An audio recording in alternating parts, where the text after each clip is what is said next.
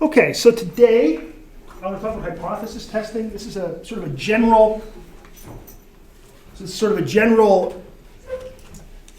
case about how hypothesis testing works, the logic of it. It's not so much about a given statistic as much as it is about the logic of it. Most of the course is like this, to be honest with you.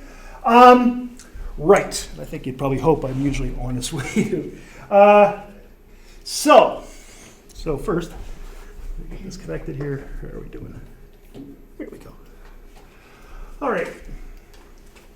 So three things we need to say. We have a causal relationship, and we want to say we have causal relationships. We want to say that variable x causes a change in y. We're trying to find causal relationships among variables. That's what science, most of it boils down to. First thing we need is temporal precedence. Causes have to come before effects. Right?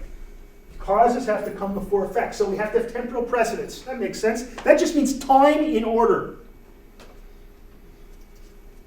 We have to eliminate alternative explanations.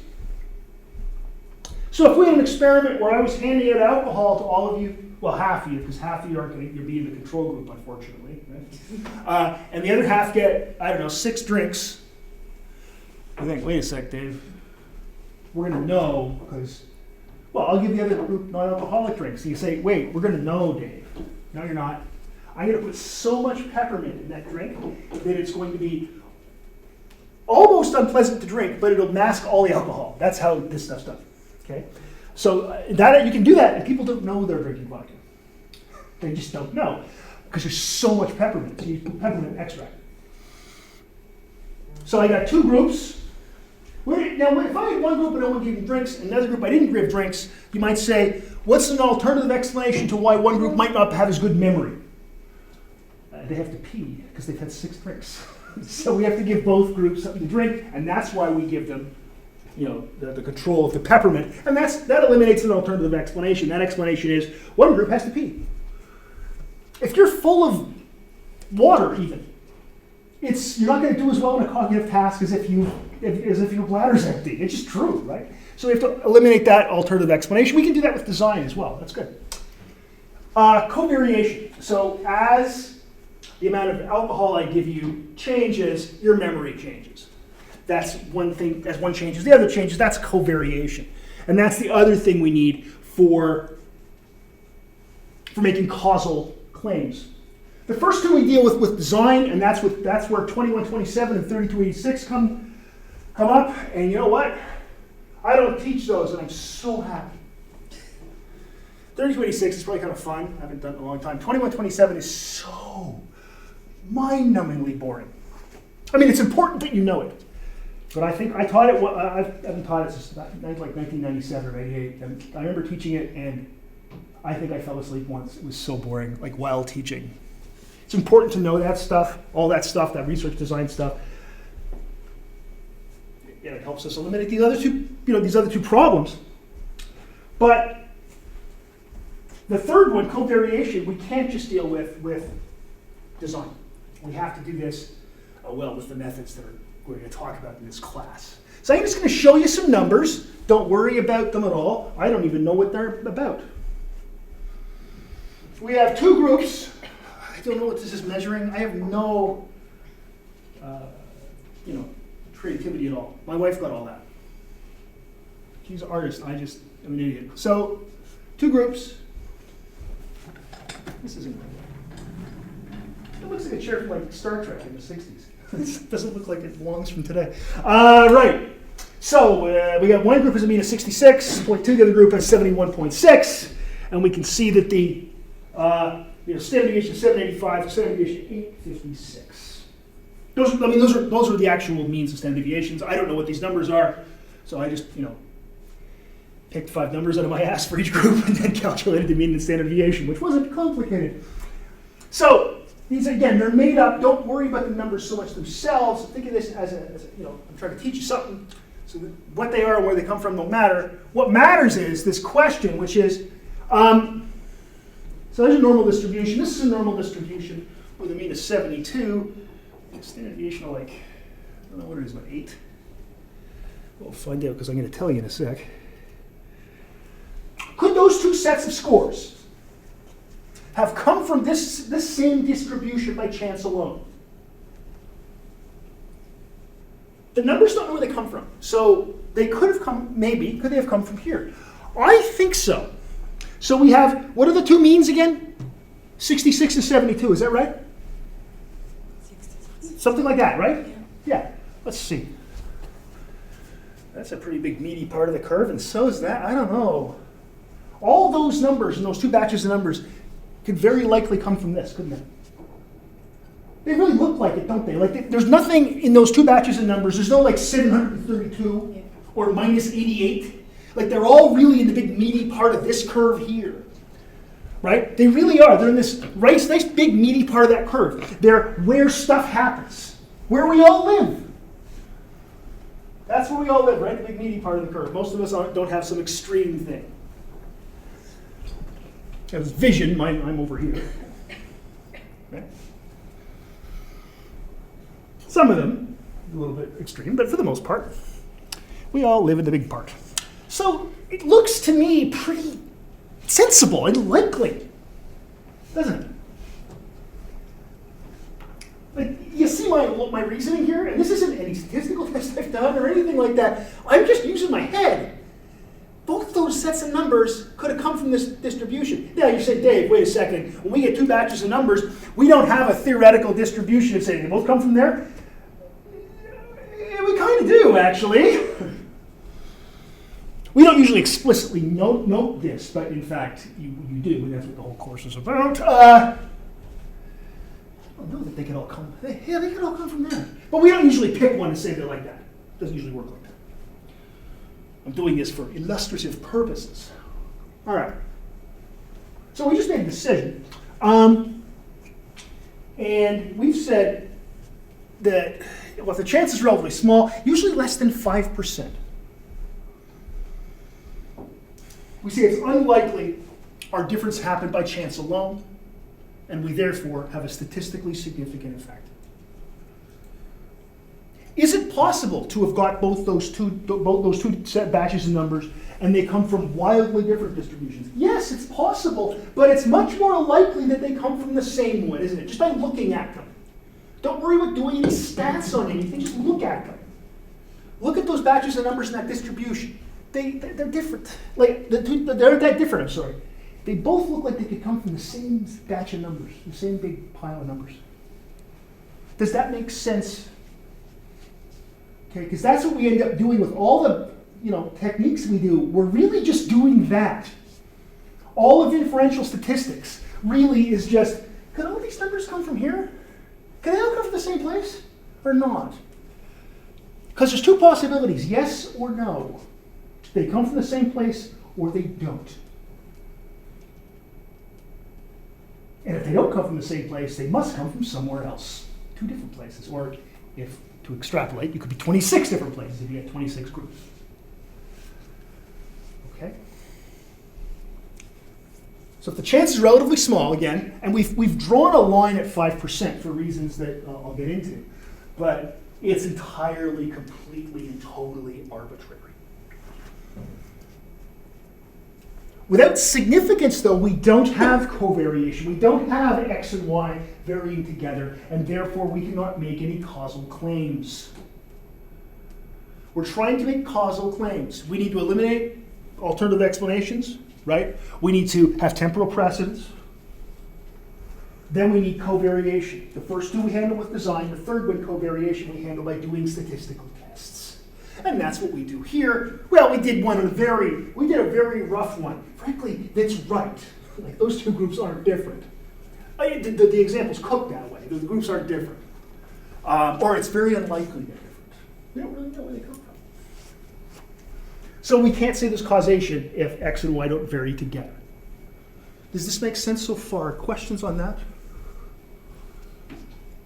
Hope this sounds better on the YouTube video. I'm using a nicer mic, and there isn't beeping noise. And if the beeping noise comes back, I brought a spare MacBook. I have spare MacBooks. Well, one. This is an old one. It's 4 years old, so that's not that impressive.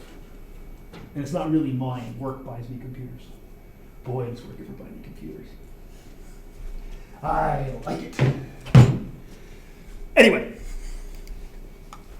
what we do is we set up two mutually exclusive hypotheses, right? You know how we're about halfway through 2126 already? I mean, like, that's what we're doing, right? We're restating that course using, well, the knowledge we already have of it. We set up HO, the null hypothesis, sometimes called HO or H sub O or H sub 0, or even sometimes called HO. Doesn't call, no, seriously, people used to call it HO, and then that got a whole different meaning. When I was your age, when I was young, a hoe was a garden tool, and that.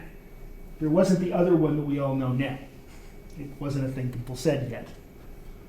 Because it was Middle English, basically. We all spoke like Chaucer in the 80s. So we have HO, the null hypothesis, and HAO, ha! Ho and ha. The alternative hypothesis. Something happened. Sometimes called H1, and in fact, you'll see me go back and forth between HA and H1. They're equivalent, and I tend to mix up my notation, partially because I think I'm lazy, but partially it's because it's a good idea, because every book is a little tiny bit different. Every source is a tiny bit different in how they have their notation, so it's good to have a little bit of a mix of them. But HO or HA, and HA or HO and H1 or H0 and H1, whatever you want to say, they are different hypotheses. They are mutually exclusive, meaning they can't both be true. Only one of these things can be true. Okay. And let's get into a little bit more detail about these different hypotheses. Okay, so let's look at this. We have reality across the top here. Either HAO is true or HA is true. Okay? They can't both be true. One or the other must be true. And that's reality. Which is something we don't know, and we probably can never know in this case. We can never really completely know. But we can make good probabilistic statements, and that's all we want. And then we have the decisions we make. We either don't reject HO or we reject HO. Now, note it doesn't say accept HA. It never, or accept HO. It just says we reject HO or we don't reject it. Okay? It's like how when you're in court and you're found not guilty, you weren't found innocent, you're found not guilty. Right?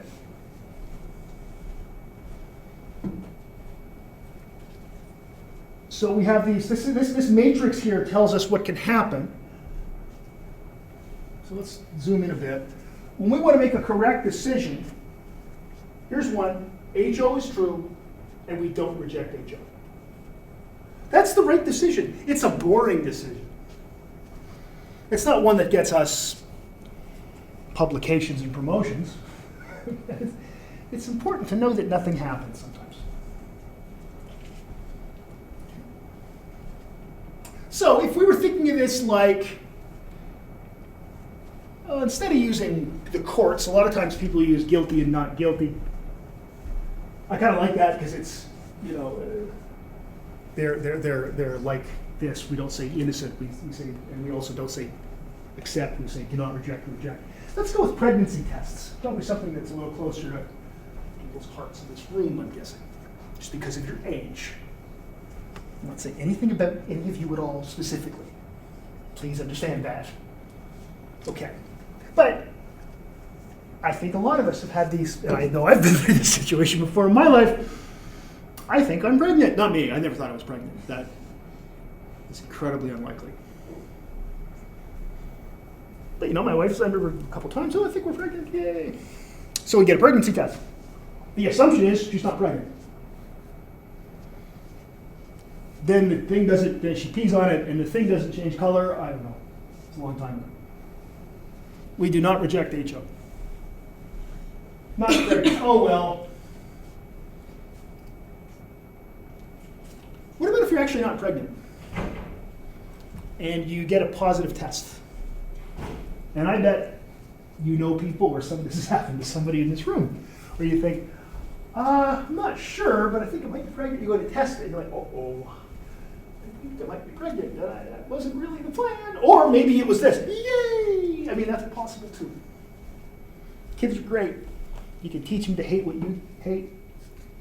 And what with the internet, they pretty much raise themselves. It's a Homer Simpson quote. I don't actually believe any of that. You make what's called a type 1 error. It's a false positive. So you get a positive, in this case, pregnancy test, or in our case, the two groups are different, a little more boring. Yet, they actually aren't different, or yet you actually aren't pregnant. Now there's not a huge problem here. Going back to the pregnancy example, it's not a huge thing, right? Because maybe you test yourself again. Maybe you go to the doctor and say, I think I'm pregnant. I did a pregnancy test. The doctor has a test and no, you're not. It's a false positive. Okay, you go home, you're not happy, but at least you know the answer. This is a weird one, because if it's a pregnancy test, so HA is true, there actually is a difference between the groups, or in this case, yes, you're pregnant. Yet, you don't find enough evidence. So think of our example with our two distributions. They look like they come from the same batch of numbers, same distribution. They don't. Let's just say in real life they don't. Or let's say you actually are pregnant, and you get a false negative. Sure, that happens. You find out pretty quickly. It's like, gee, I'm still not having my period, and my belly's growing. I feel sick with my stomach. I think I'm probably actually pregnant. You go test yourself again. Okay. And then there's this one, which again, depending on if you want a kid or not, this is either, yay, hey, we're pregnant, got a kid, yay, or, okay, great. This will be great. I always wanted to have a child at 22. Hey, my mom did it. My mom was 19. My dad was 21 when I was born. So I think thinking about these things in terms of pregnancy tests is really useful, because I think it really can nail it down, I think, for all of us. And I think it's something that we all either have dealt with or will at some point in our lives deal with. So we can find out that if we've got, we're making a correct decision or not. And then there's two kinds of errors, right? There's the type 1 error, which is a false positive, and a type 2 error, which is a false negative. If you also want to think back to, back in 2020, if you thought you had COVID, then you went and got tested, and you either had it or you didn't. And there were very few false positives with those tests. There aren't a lot of false positives with pregnancy tests, actually. And they should tell you on the side of the package. It usually will tell you the false positive rate. It's usually quite rare. Okay. So questions about that? I know it's stuff you've seen before, but I also know that some of you haven't seen it in maybe 2 years. So if you haven't, don't feel bad. Ask questions.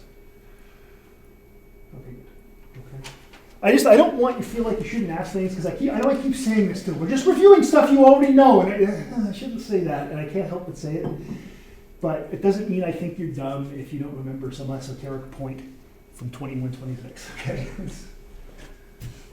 So we have some control over the situation, we being the researchers, not the pregnancy test. You have a lot of control there. We set the probability of a type 1 error. We say, how likely is a false positive? And we set our methods up such that we do this in advance. We say 5%, for example. So 1 time out of 20, you hear that on political polls when you hear them on the getting reported on TV or on the news somewhere, and you hear this poll is accurate plus or minus 2.5 percentage points 19 times out of 20. What they're saying to you is there's a 95% chance we're right. They're literally using a 0.05 level of significance. They're literally telling you that right there.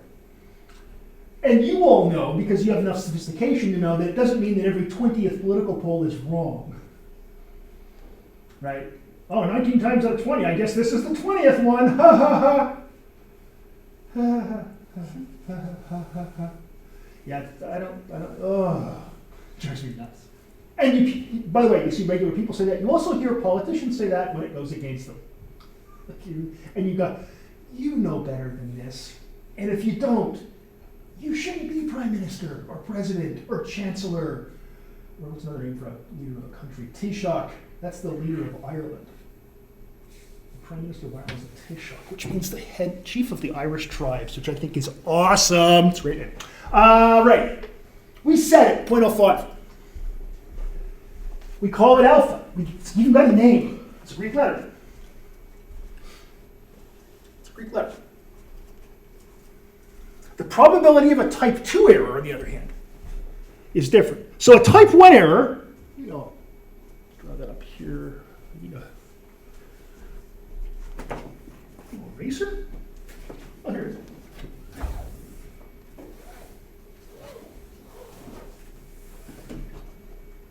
Okay, let's do that here. So, HO true, HA true.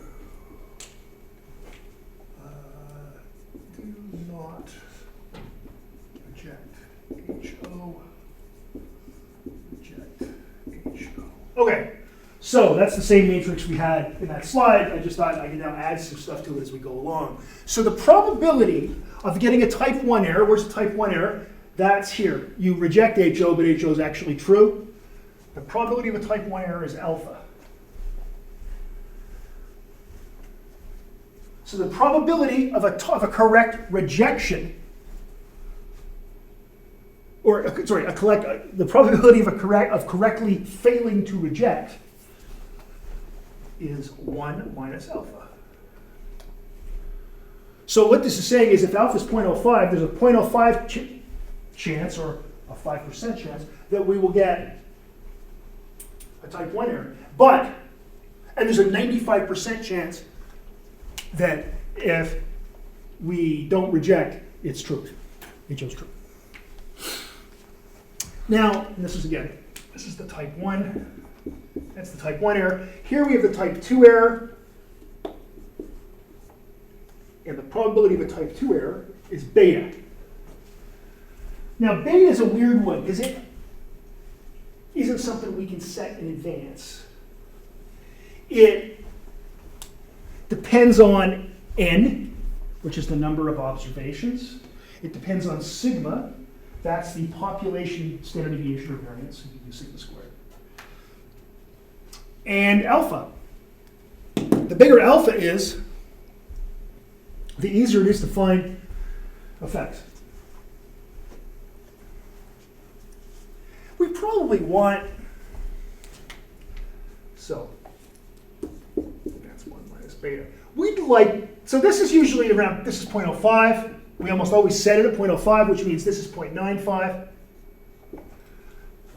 This here we have to calculate, and we have to guess it. And you probably know that we have to guess it, making a bunch of assumptions. So it's a little iffy, but we'd like this to be around 0.8. And then that makes that 0.2. That would be nice. 0.8 would be nice. So you're saying if there's a difference there, there's an 80% chance we'll find it. That seems fair. It's a decent number. That's right. Oh yeah, 1 minus beta is a correct rejection, which is what we call this power. There will be a whole lecture on power. I can also tell you it is the hardest lecture of the whole course. Don't miss that one. And it's soon. The hardest one is soon. After that, it's easier. And I'm not kidding. It's the hardest one to follow. Don't worry, I'll get you there. I've done this before. I've got every confidence in my ability. And in yours. We'll get through it. But I'm saying, the power one's hard. It's a weird one. Anyway, this is nice. 1 minus beta is the correct rejection. That's the power. Fine. Okay, questions? Now, again, questions at this point. Anything? Okay. And I know this is stuff you've run into most of these terms before in 2126. So what do we normally, now we normally set alpha at 0.05. This is because of one person. This is because of R.A. Fisher, who R.A. Fisher is the first person to describe analysis of variance. That's why we call it an F test. It's his idea. So he's pretty smart.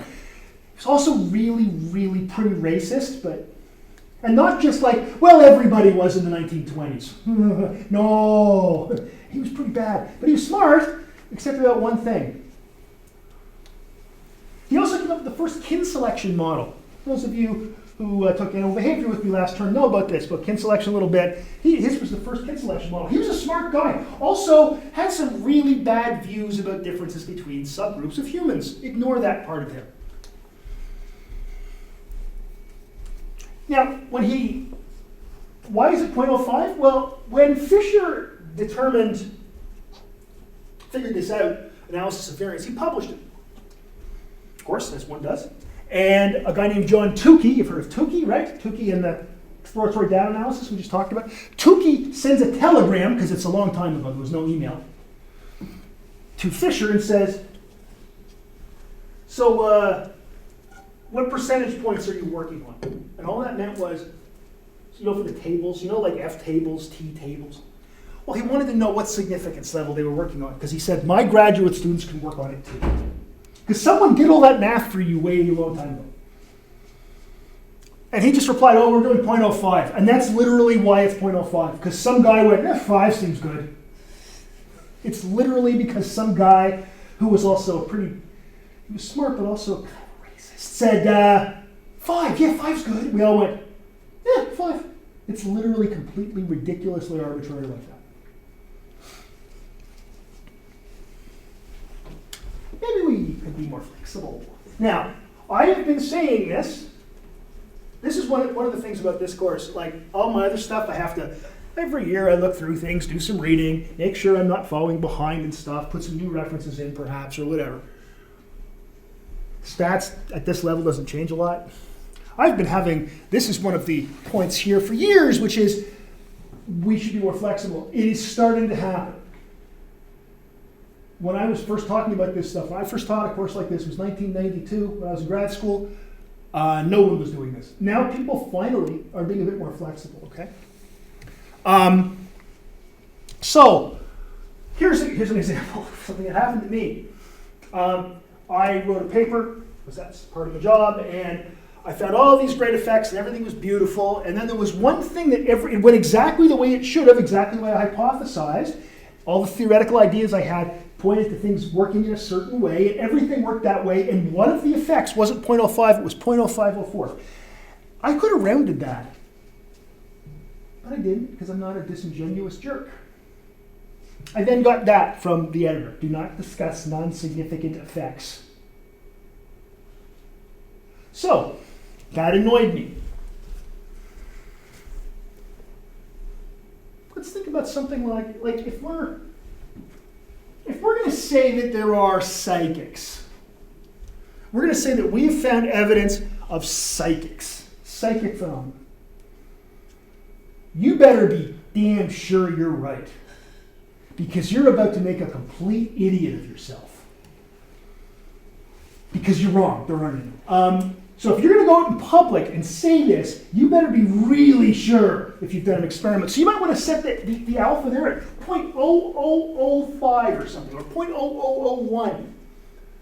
I want it to be like 1 in 10,000, not 1 in 20 chance that I'm wrong. Because if I'm going to say something that literally changes the way we think about, I don't know, everything, I probably should be correct because I will be laughed out of everything. On the other hand, let's say we were doing, where I used to live in Corner Brook, Newfoundland, where Dwayne's from. One of the things you get there is in the spring, you get there's a lot of runoff, there's mountains, okay? So the water runs off into the streams, and that's your drinking water. Unfortunately, when that happens, you get, there's a parasite that lives in some animals called Giardia, okay? Particularly in beavers, but others too, and you get what's called, you contract Giardia, or people sometimes call it beaver fever, and it's an incredibly unpleasant thing.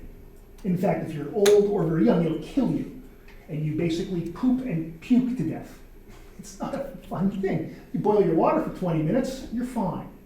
So we would get these boil order, or as they say in Newfoundland, a bile order, about once a year, and it was always in the spring, and you get this thing for the next like 5 or 6 weeks. You just have to boil your water, or eventually you install a filtration system in your house.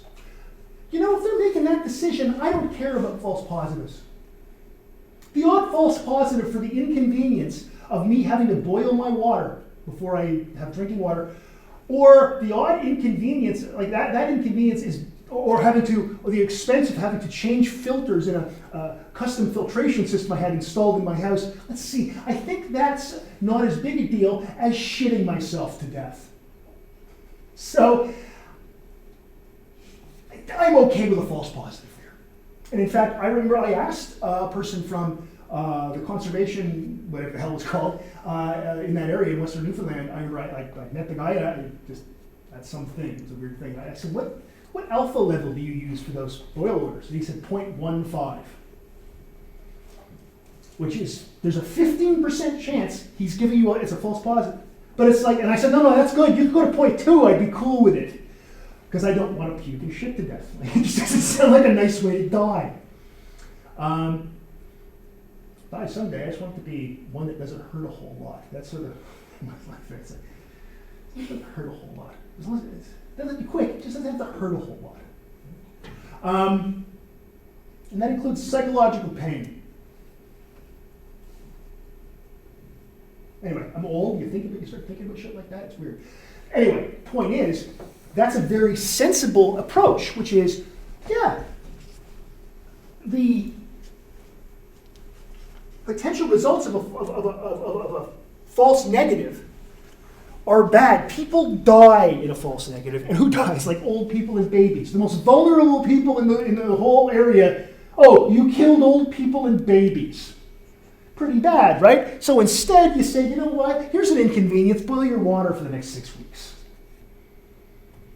It's an inconvenience. It's no fun. It's really annoying. And now and then you brush your teeth and go, I just brush my teeth with water from the tap. What do I do at this point? I hope. I just hope. At this point, we're going to hope.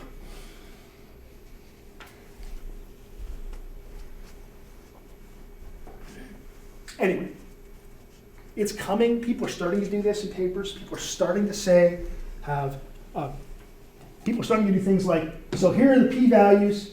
You can see that this one isn't as strong as that one, blah, blah, blah. It's a little more nuanced than don't discuss non-significant effects. It's funny, I've been telling this story for years, and then it occurred to me a couple of years ago that the guy who said that to me was one of my daughter's, my daughter had 2 PhD advisors, like co-advisors, and that is one of them. It's just like, this is kind of funny. Small world. So we can look at this. It's from XKC, I think. This was just sent to me. Okay. This is what people say. This isn't what you should do, but it gives you an idea of how people think. That's what I'm saying here.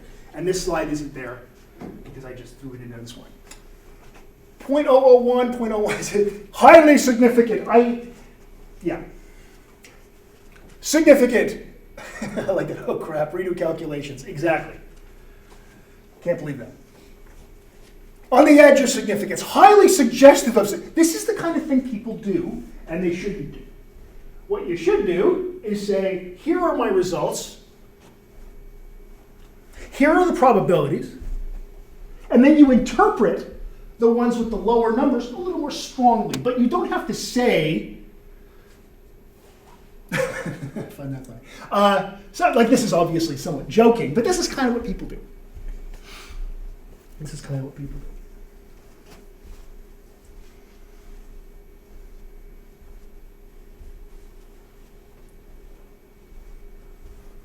do. All right.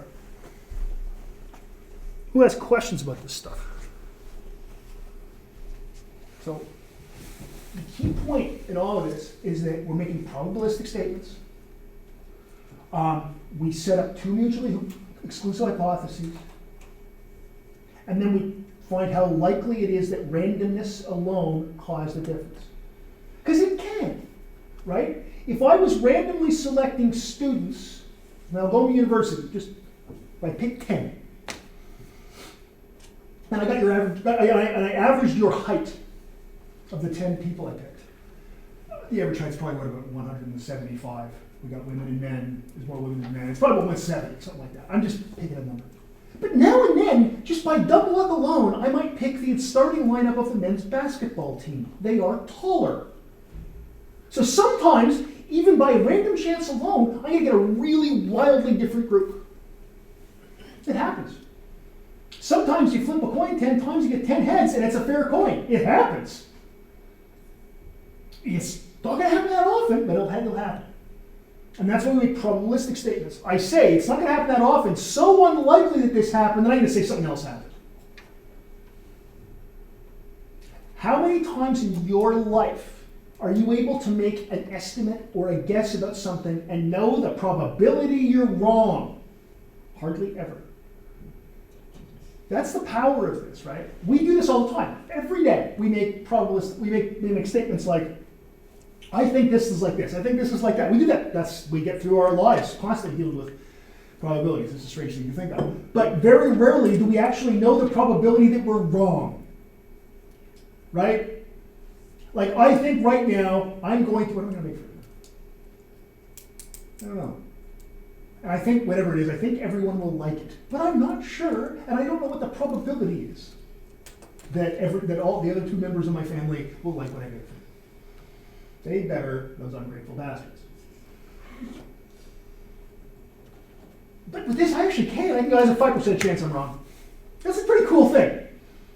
That's powerful knowledge when you think about it. Like, it's wild that we can do that. And it's all because of math. It's crazy. And next time we'll get more towards the math that's behind this, to understand why this works. Understanding that I can do a t-test.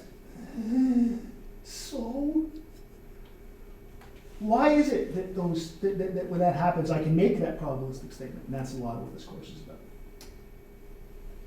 All right, does anybody have anything they want to bring up at this point?